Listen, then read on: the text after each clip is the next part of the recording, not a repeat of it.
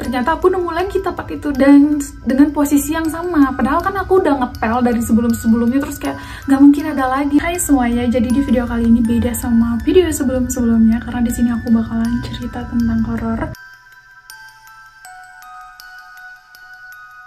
tentang pengalaman aku. Ini pengalaman aku sendiri tentang horor. Langsung aja ke videonya. Jadi awalnya itu tahun 2006. Waktu itu aku kelas 4 SD, aku pindah ke satu kota ini. Aku nggak bisa sebutin namanya, aku nggak bisa sebutin kotanya. Jadi papa aku tuh kayak nyewa satu rumah gitu di kota itu, dan rumah itu tuh kayak rumah bangunan dulu gitu. Emang nggak ada tetangga, jadi untuk rumahnya itu nggak ada sama sekali tetangga. Jadi nggak ada sama, jadi ada tetangga tuh kayak berjauhan banget, jauh-jauhan banget gitu.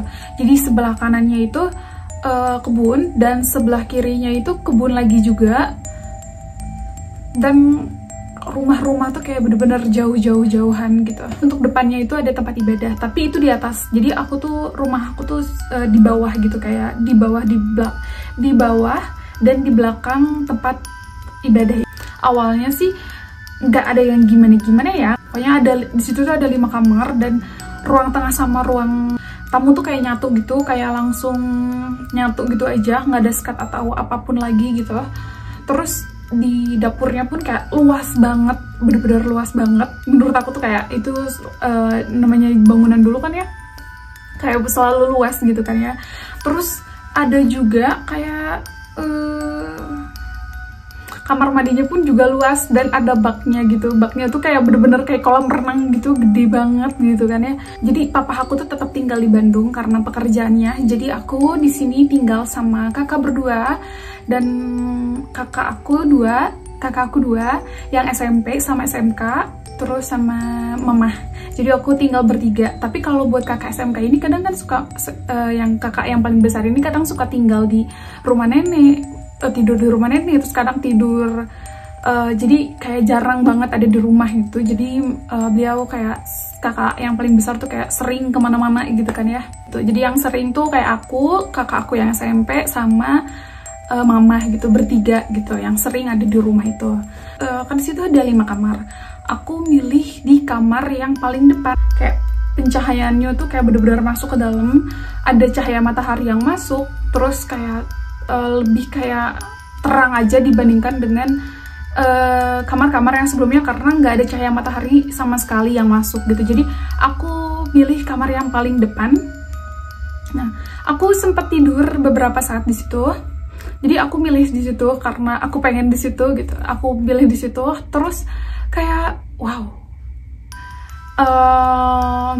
Aku tuh kayak ngerasa kayak ada yang mengintimidasi gitu di kamar itu. Aku tuh kayak bener-bener nggak betah sama sekali tidur di situ. Kayak bau juga, kayak sebenarnya tempatnya itu kayak cahaya itu masuk, terus emang sedikit agak lembab, tapi nggak begitu lembab kayak rumah kayak kamar-kamar sebelumnya. Makanya aku pilih di kamar paling depan itu.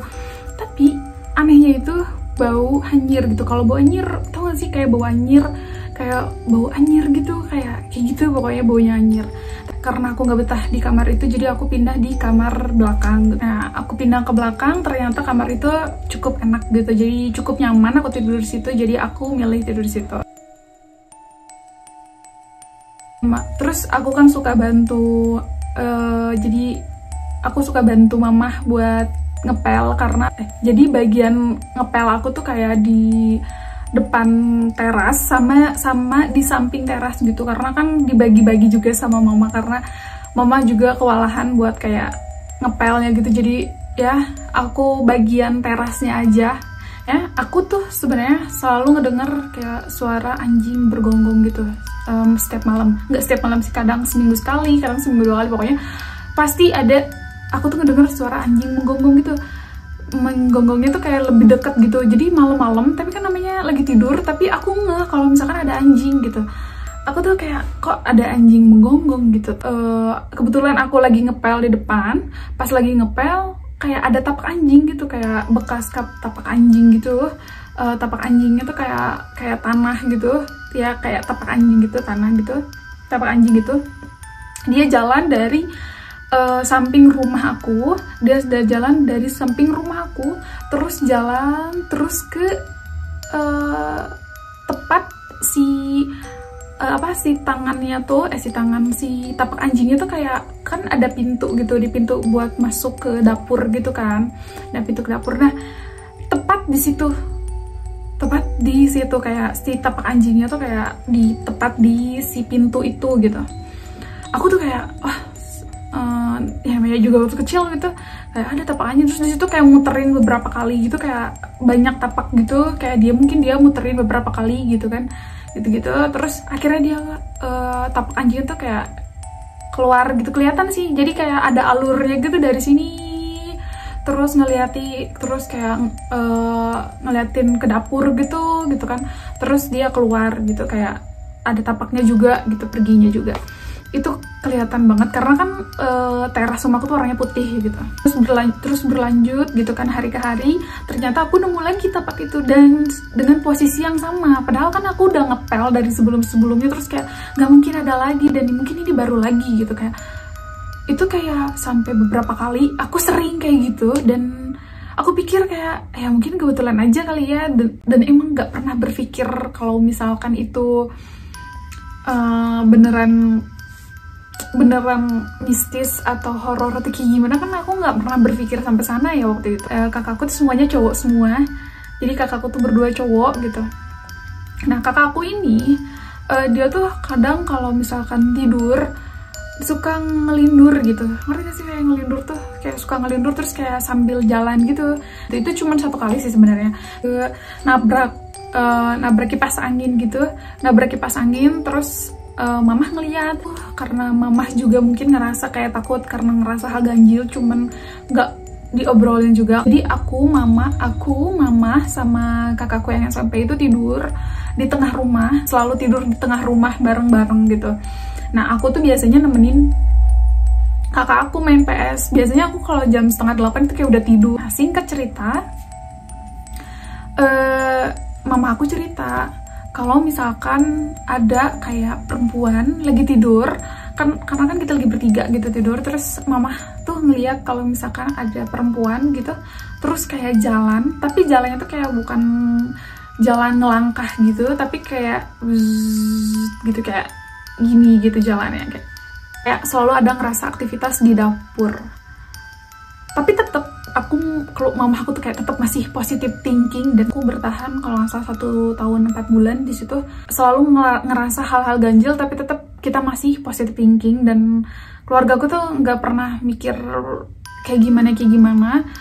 Apalagi kayak papa gitu kayak skeptis dan memang nggak terlalu percaya sama hal yang kayak gituan gitu. Satu malam ini tuh kayak kumpul gitu keluarga, dari kakak, pokoknya dari papa, kakak yang berdua sama mama, mati lampu tuh kayak semalaman gitu. Itu mati lampu kayak semalaman gitu, jadi mau nggak mau ya terpaksa dengan penerangannya cuman ada lilin aja. Jadi kayak mama aku tuh nyalain lilin gitu, terus papa aku tuh nyimpen lilinnya tuh di atas si lemari TV gitu. Nah lemari kayu yang TV gitu disimpan. Pokoknya tengah malam gitu, mama tiba-tiba teriak, itu kebakaran. Asap tuh kayak udah nyebar ke ruangan, kayak bener-bener pekat gitu. Papa aku, kakak aku tuh kayak bawa air gitu, lari-lari.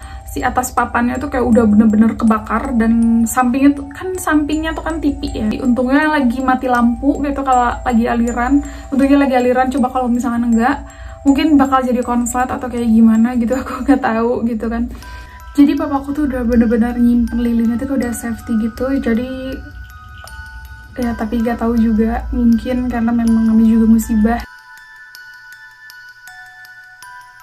Singkat cerita lagi, terus tetap keluarga aku masih tinggal di situ. Jadi ada adik papa aku perjalanan dari Cirebon ke Bandung, cuman mau istirahat dulu di rumah aku. Nah, om aku ini bilang kan cepat pindah dari rumah ini karena memang nggak ada, kayak rumah ini tuh nggak baik gitu buat keluarga aku. Nyampainya tuh ke mama aku, dan aku ada di situ, aku ngedengerin juga apa yang dibilang om aku itu. Terus katanya beliau ngeliat meja makan di dapur itu kayak ada, di meja makan dapur itu kayak ada banyak kayak aktivitas gitu, ada pintu keluar masuk gitu, buat jadi yang nyatuin dimensi kita sama dimensi mereka tuh masuknya tuh kayak dari situ gitu.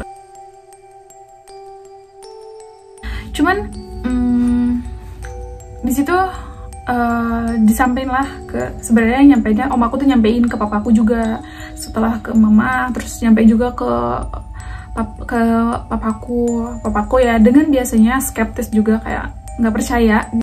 Jadi emang udah ada rencana lagi bakal pindah ke Bandung lagi. Jadi sekitar 4 bulanan lagi kita pindah dari rumah itu, ya pindah lagi ke Bandung gitu. Jadi kita harus ngurusin lagi gitu kan, biar nggak bolak-balik gitu, karena kita tuh nggak ada tetangga sama sekali, kanan kiri kosong. Jadi aku sama mama aku tuh kayak beli nasi lengko, karena agak jauh jalannya, kayak bener-bener agak jauh, kayak nyebrang ke jalan gitu. Penjual tuh nanya, dari mana katanya gitu, tinggal di mana, oh tinggal di ini jelasin ya, ceritain saya juga pernah tinggal di situ, udah lebih baik pindah aja dari situ. Itu udah peringatan kedua kalinya kan. Jadi kayak 4 bulan lagi juga kita bakalan pindah, jadi aku nggak mikir gimana sama mama, dan ya udah gitu, kayak sabar aja sih gitu kan, karena kan 4 bulan lagi kita di sini gitu. Jadi setiap aku pulang sekolah mamaku tuh nggak ada, katanya ngerasa kayak nggak enak suasana udah makin gak enak suasana di rumah tuh gitu. Jadi mamaku tuh milih kayak jadi ngobrol sana sini ke tetangga, yaitu ke tetangga jauh, karena kan kita nggak punya tetangga yang dekat gitu. Mamaku juga dapat info dari tetangga yang rumahnya di ujung jalan itu, beberapa keluarga yang tinggal di situ tuh kayak ada yang meninggal lah, maksudnya ada yang meninggal dengan keadaan yang gak wajar gitu, atau usahanya bangkrut. Jadi apa yang diceritain sama tetanggaku itu kayak benar relate dengan mama aku gitu. Jadi kayak mama aku tuh ngerasa kayak, iya bener sih, kayak kok ngerasanya kayak nggak enak gitu emang rumah itu. Jadi rumah itu tuh kayak dijual karena ya gitu, karena bikin nggak betah. Nah, itu kan jadi kita tuh takut gitu ya. Akhirnya kita cepet-cepet pindah dari rumah itu, kita pindah ke Bandung lebih cepet, nggak nungguin 4 bulan. Jadi kayak lebih cepet kita pindah ke Bandung. Rumah itu tuh emang nggak mau ditempatin, nanti kayak gimana aku nggak tahu sama sekali, dan aku juga gak mau tahu sama sekali. Jadi itu cerita pengalaman aku, dan ada beberapa pengalaman lagi. Mungkin aku bakalan, karena ini video ini terlalu panjang, jadi aku bakalan lanjut di video selanjutnya. Jangan lupa like, comment, dan subscribe-nya. Thank you for watching.